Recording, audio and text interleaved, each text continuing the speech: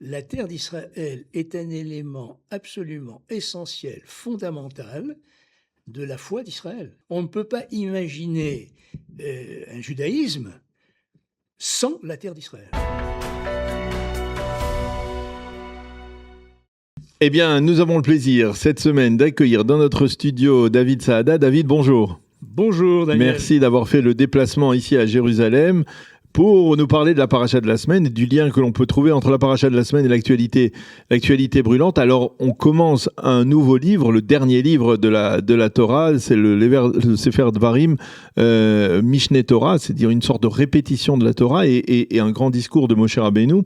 Et dans ce discours, Moshe Rabbeinu, on va dire, donne une feuille de route aux enfants d'Israël en perspective de la conquête de la terre d'Israël par Yehoshua, par l'armée des enfants d'Israël. Et d'emblée, on peut dire que Moshe Rabbeinu détermine les limites de cette conquête, là où il faudra aller, là où il faudra combattre, et surtout là aussi où il ne faudra pas combattre. Absolument, je crois que c'est tout à fait remarquable, parce que tout au long de l'histoire, et notamment dans l'Antiquité, à l'époque donc de la première conquête d'Eretz Israël, les nations conquérantes sont des nations qui ne s'embarrassent pas de la conquête des nations avoisinantes. Je dirais c'est en fonction de la force militaire que se constituent des empires. Or, ici, dans la paracha de Varim, et d'ailleurs dans le livre précédent, celui de Bamidbar, où on décrit de manière très très claire les frontières d'Eretz Israël, dans la paracha de Varim, sur la demande de Dieu, naturellement, Moshe dit aux enfants d'Israël, écoutez, vous allez rentrer maintenant en Canaan, mais attention, il y a des pays qui existent, constitués, le pays d'Édom, le pays de Moab. Vous n'avez absolument pas le droit d'empiéter sur ces pays. Voilà. Et donc, ce qui vous est réservé, c'est une terre. C'est une terre. Pas plus et pas moins. C'est très lié, je dirais, ça éclaire notre actualité, puisque aujourd'hui, avec le retour du peuple d'Israël sur sa terre, après 2000 ans d'exil, on nous reproche la colonisation de cette terre. Une colonisation. Il y a la démarche unique qui est demandée par la Torah, unique, absolument unique, parce que toutes les nations se sont développées en conquérant des terres qui n'étaient pas les leurs. La Torah nous dit, vous avez une terre, vous allez la conquérir, mais vous ne conquérerez pas plus que cette terre. Oui, mais alors je peux aussi vous répondre d'une certaine manière qu'il y avait des peuples aussi ici, et que il y a, on connaît le premier rachid de la Torah, de Bereshit, dans lequel Rachid explique qu'il fallait commencer par Bereshit pour dire que en fait la terre est à Dieu. Donc à partir du moment où la terre est à Dieu, pourquoi finalement on a besoin de faire des limites? La terre est à Dieu, bien sûr. La terre est à Dieu, c'est-à-dire que la terre est dévolue par Dieu. Oui, elle est à Dieu, mais Dieu peut la confier au peuple d'Israël. Voilà. Les nations cananéennes se sont installées sur cette terre-là, aussi par la conquête, mais pas par la parole de Dieu. La spécificité, je dirais, de la relation entre le peuple d'Israël et la terre d'Israël, ça n'est pas, je dirais, comme les autres nations, le fait d'avoir conquis cette terre un peu par hasard, parce qu'ils se sont trouvés là à un moment. La Torah dit de manière très très claire, cette terre-là, elle est dévolue au peuple d'Israël par une volonté transcendante, celle de Dieu. Alors c'est vrai qu'aujourd'hui, dans un monde où on rejette, dans le monde laïque, Dieu, on n'accepte pas cette approche-là, mais c'est l'approche de la Torah. Et aucune nation, je dirais, ne se développe en fonction d'une parole divine qui impose des limites. Mhm. Les limites de la terre sont définies de manière très très claire dans le livre de Bamidbar. Alors, il y a tout de même puisqu'on l'a vu, on en a parlé à la fin du livre de Bamidbar, justement, dans les deux dernières parachiotes, on parle des deux tribus ennemies qui, elles, veulent rester de l'autre côté du Jourdain. Finalement, là, il y a peut-être aussi, justement, une volonté de dire on voudrait un petit peu d'expansionnisme israélien ou juif de l'autre côté du Jourdain, parce que là-bas, les terres sont plus fertiles. C'est pas une entorse à ce principe? Ça n'est pas exactement une entorse, parce qu'en réalité, ces deux territoires-là, qui étaient des territoires qui jouxtaient la terre de Canaan, devaient être uniquement traversés par les enfants d'Israël. Le Og et Sichon, qui étaient les deux rois de ces deux pays-là, ils auraient pu éviter la guerre. Et le peuple d'Israël aurait pu passer sans coup férir pour entrer en Canaan. Ils ont refusé. Ils sont venus pour essayer non seulement d'en découdre, mais je dirais de liquider ce peuple qui voulait simplement traverser leur territoire pour pouvoir entrer en Canaan. Ils ont perdu la guerre en réalité. Ils ont attaqué Israël et ils ont perdu la guerre. Donc ça n'est pas là non plus, il n'y avait pas de volonté de conquête.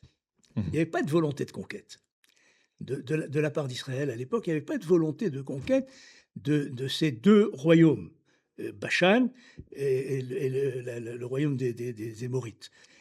Il s'est trouvé que la guerre a été voulue par les deux rois, Og et Sichon, et par la suite, d'ailleurs, je dirais l'installation de l'autre côté du Jourdain n'a pas été tout de suite vue d'un œil très favorable. Non, bien sûr. Par Moshe. On a vu les critiques émises par Moshe.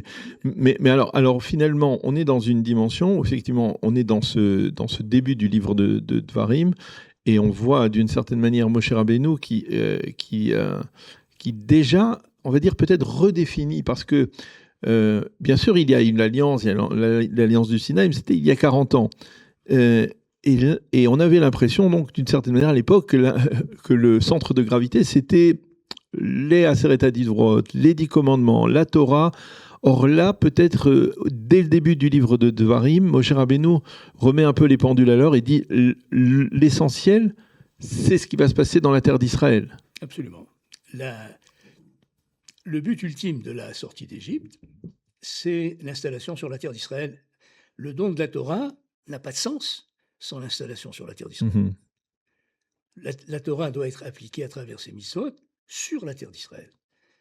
La terre d'Israël, et c'est ça que, je dirais, de manière générale, on a du mal à comprendre. À notre époque aussi.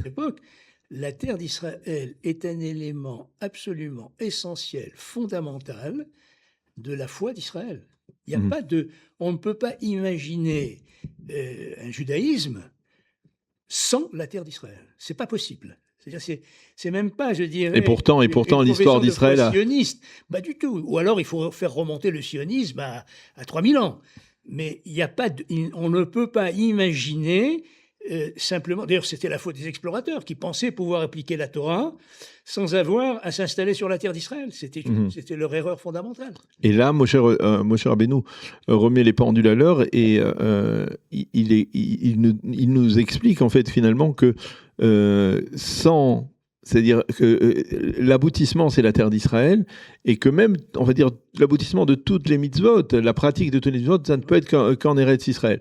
Et là, quelque part aussi, il y a un lien peut-être avec la situation dans laquelle on évolue aujourd'hui, peut-être en particulier depuis le 7 octobre. On en a parlé avec vous de ce retour vers une identité plus juive, plus hébraïque, on va dire, pour utiliser des termes de Manitou, sur la terre d'Israël. C'est-à-dire que sur cette terre d'Israël, on pourra la conserver que si on reste fidèle à l'enseignement de la Torah, fidèle à l'enseignement de l'alliance avec Akadosh Baruch Hu. C'est-à-dire c'est dans les deux sens, quoi. Absolument.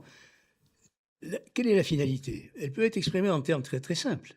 Le but de l'observance des mitzvot, de l'étude de la Torah, de l'installation en Eretz Israël pour cela, c'est en fait de faire de cette terre la terre où la présence divine va demeurer. C'est le but. C'est le temple, Jérusalem. C'est-à-dire, c'est ça le but voulu par Dieu. C'est ça le but voulu par Dieu. C'est que l'homme retrouve un contact direct avec la présence divine et que ce contact direct, donc, dont le foyer est Eretz Israël, rayonne dans le monde entier. Mhm. Et d'une certaine manière, vous avez évoqué les explorateurs. D'une certaine manière, on est dans les 3 semaines, on est rentré dans la période des 9 jours qui précèdent Tisha B'Av. D'une certaine manière, c'est une leçon que ça se déroule, c'est-à-dire que cet enseignement soit livré dans le livre de Devarim, que dans la Sidrat de Devarim qu'on lit toujours avant Tisha B'Av, bien comprendre l'importance de la signification de la terre, de la souveraineté sur la terre, et de ne pas oublier les enseignements de Moshe Rabbeinu à ce niveau-là.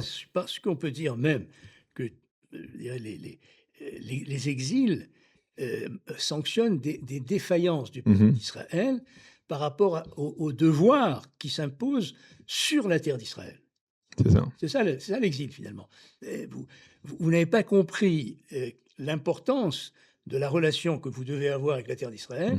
Et donc, la sanction, c'est éloignez-vous de la terre d'Israël par l'exil, mais vous reviendrez, parce que c'est ce que dit d'ailleurs Moshe Rabbeinu lui-même.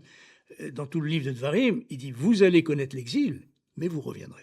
Eh bien, on va en rester là. Merci beaucoup, David Saada, de nous avoir éclairé donc sur cet aspect de la paracha de la semaine, de la paracha de Devarim, des premières parachas du livre de Devarim. On en parlera beaucoup de ce discours, de ce grand discours de Moshe Rabbeinu qu'il va livrer, lui, devant l'ensemble de la nation, du peuple d'Israël. Et bien entendu, donc, dans cette perspective aujourd'hui de ces 9 jours, de cette perte de souveraineté sur la terre d'Israël liée à Tisha B'Av. Merci beaucoup d'avoir été avec nous. Shabbat Shalom, à bientôt. Shabbat Shalom. Et merci d'être venu dans notre studio. Shabbat Shalom.